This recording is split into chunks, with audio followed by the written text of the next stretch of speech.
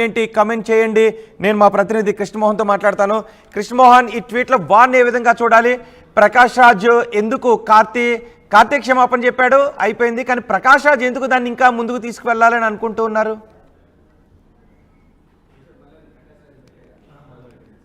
Pawan Kalyan versus ఎవరైతే ప్రకాష్ రాజ్ మధ్య జరుగుతున్న ఈ ట్విట్టర్ వార్ ఏదైతే ఉందో, ఇది పూర్తిగా కూడా తిరుమల లడ్డూకు సంబంధించిన వ్యవహారంలో నుంచి పరిధులు దాటి వెళ్ళిపోతుంది అనేది చాలా క్లియర్గా అర్థమవుతుంది.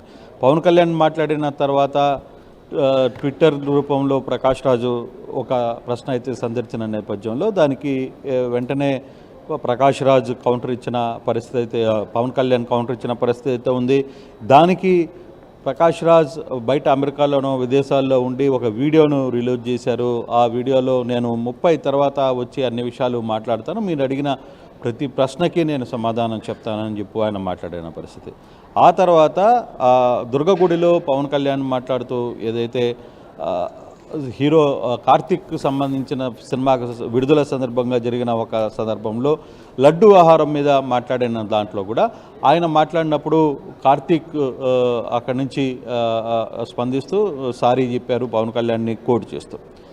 అయితే ఇప్పుడు అదే విషయం తర్వాత వెంటనే పవన్ కళ్యాణ్ కార్తీక్కి చేసిన ఆ సారీకి ఎందుకు మీరు ట్వీట్ చేశారు, సారీ చెప్పాల్సిన అవసరం ఏముంది, దాంట్లో మీరు చాలా సెన్సిబుల్గానే మాట్లాడారు, ఆ ఇష్యూని అంతగా పట్టించుకోవాల్సిన పర్లేదు, అందులో సారీ చెప్పాల్సిన అవసరం లేదు అంటూ ప్రకాష్ రాజ్ కార్తీక్కి సపోర్ట్గా నిలిచారు.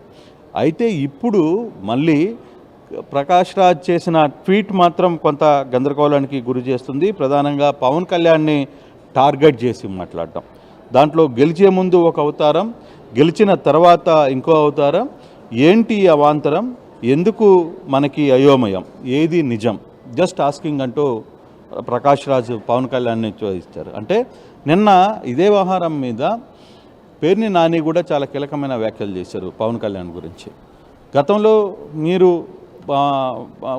అంటే గతంలో మీ పిల్లలు క్రిస్టియానిటీలో ఉన్నారని, తనకు ఏ మతం లేదని, తనకు బాప్టిజం అంటే చాలా ఇష్టమని, అలాగే ముస్లింల సందర్భంగా కూడా నేను ఒక ముస్లింగా హలాల్ చేయకుండా నేను తిననని, ఇవన్నీ సందర్భాలు మీరు మాట్లాడిన మీరు ఈరోజు దీక్ష పేరు మీద తీసుకుని హిందూ సనాతన ధర్మం గురించి మాట్లాడుతున్నారు. నేను తప్పుపట్ల ప్రతి ఒక్కరు కూడా ఈ సందర్భంగా అన్ని రాజకీయ పార్టీలకి, అన్ని కుల మతాలకి గౌరవించాలి.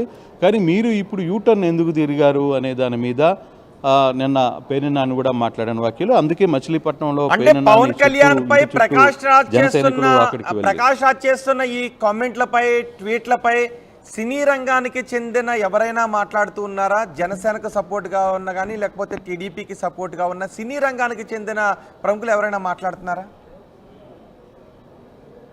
లేదు, ఇప్పటి వరకు అయితే ఆ సందర్భం అయితే కనపడలేదు. కానీ ఎక్కడో నిన్న మొన్న నాజర్, తమిళనాడుకు సంబంధించిన నాజర్ కార్తీక్కి సపోర్ట్గా మాట్లాడారనే ఒక చర్చ అయితే జరుగుతుంది. కానీ ఆంధ్రప్రదేశ్కి సంబంధించిన 2 తెలుగు రాష్ట్రాలకు సంబంధించిన వ్యక్తులు ఎవరు కూడా ఈ ట్విట్టర్ సంబంధించి ప్రకాష్కి అనుకూలంగానో వ్యతిరేకంగానో.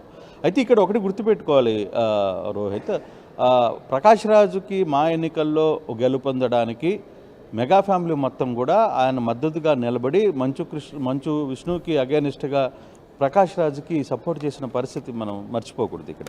సో అటువంటి సందర్భంలో ప్రకాష్ రాజ్ ఎందుకు పవన్ కళ్యాణ్ మీద ట్వీట్ల వర్షం కురిపిస్తున్నారనేది అర్థం కావట్లా. మధ్యలో ఏం జరిగింది, సినిమాలకు సంబంధించిన వ్యవహారమా, లేదు ఇది పొలిటికల్గా టర్న్ అయిపోయింది. కాబట్టి మొన్నటి వరకు ప్రజల్లో మనోభావాలు సందర్భంగా ఉన్న ఈ లడ్డూ వ్యవహారం ఇప్పుడు పొలిటికల్ టర్న్ తీసుకుంది. ఇప్పుడు మనం చూసుకుంటే రేపు జగన్ తిరుమలకు వెళ్ళాలని అనుకుంటున్నారు. దానికి పురంధేశ్వరి డిక్లరేషన్ ఇవ్వాల్సిందే అని చెప్తున్న పరిస్థితి అయితే బీజేపీ డిమాండ్ చేస్తుంది.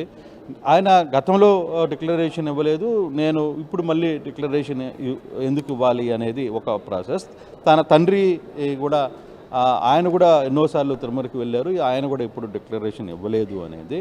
సో ఇటువంటి సందర్భంలో కొంత పొలిటికల్ టర్న్ తీసుకుంది. ఇప్పుడు ఇదే వ్యవహారం మీద సిపిఎం నేతలు, పర్టికులర్గా సిపిఎం నేతలు వైసీపీకి మద్దతుగా నిలుస్తున్న పరిస్థితి చూసాం. నిన్న పవన్ కళ్యాణ్ మాట్లాడిన మాటలను కూడా టెంపుల్లో కూడా ఆ మాటల మీద సిపిఎం నేతలు ఆంధ్రప్రదేశ్లో కమ్యూనల్ భావాలన్నీ తీసుకొని వచ్చి రచ్చగొట్టే ప్రయత్నం చేస్తున్నారు పవన్ కళ్యాణ్.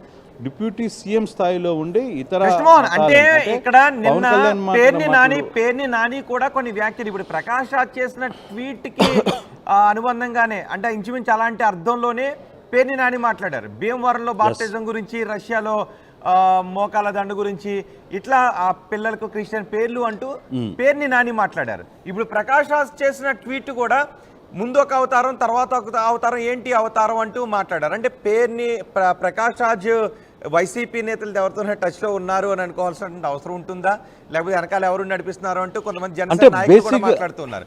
సో నిన్న పేర్ని నాని చేసిన వ్యాఖ్యలకు ప్రకాష్ రాజ్ ట్వీట్కి ఏమైనా సంబంధం ఉందా?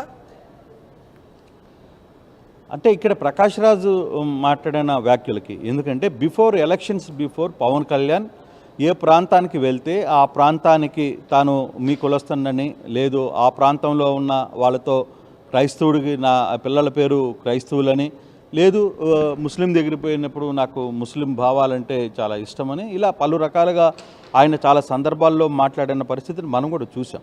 సో ఆ యాంగిల్ని వీళ్ళు ఏమన్నా క్యాచ్ చేసి అప్పుడు ఒక యాంగిల్ తీసుకున్నాం, ఇప్పుడు ఎన్నికలు అయిన తర్వాత హిందూ ధర్మం యాంగిల్ తీసుకుంటున్నాం అనే దాని మీద ఒక ఆ అర్థం వచ్చేలాగానే ఈరోజు ఈ ట్వీట్ అయితే ప్రకాష్ రాజ్ పెట్టిన పరిస్థితి. బిఫోర్ నీకు అన్ని మతాలు కావాల్సి వచ్చాయి, అన్ని కులాలు కావాల్సి వచ్చాయి, ఎన్నికలు అయిన తర్వాత మిగతా వాళ్ళని పక్కన పెట్టి కేవలం హిందువులంతా ఏకంగా అండి, ప్రపంచంలో ఉన్న వెంకటేశ్వర భక్తులందరూ కూడా ఏకంగా అండి, అలాగే సినిమా వాళ్ళకి పవన్ కళ్యాణ్ వార్నింగ్ ఇవ్వడం, ఇవన్నీ కూడా కొంత రెండు వర్గాలుగా గతంలో ఒక రకంగా వ్యవహరించారు, ఇప్పుడు ఇంకో రకంగా వ్యవహరించాడా అన్న కోణంలో అర్థం వచ్చే విధంగానే ఈరోజు అతను మాట్లాడిన పరిస్థితి. అంటే ఆ ట్వీట్ అర్థం ఆ విధంగా ఉంటుంది. ముందు ఒక రకంగా ఉన్నాం, తర్వాత ఇంకో రకంగా అయ్యావు, ఎలక్షన్ అయిన తర్వాత మరో ఎందుకు ఈ ఆయామంలో ఉన్నాం, ఎందుకు ఈ ఆహారాన్ని జస్ట్ ఆస్కింగ్ అంటూ పవన్ కళ్యాణ్ని ఇండైరెక్ట్గా పవన్ కళ్యాణ్ పేరు ఎక్కడ ప్రస్తావించకపోయినా ఒకసారి మాత్రం దాన్ని కొంచెం డీప్గా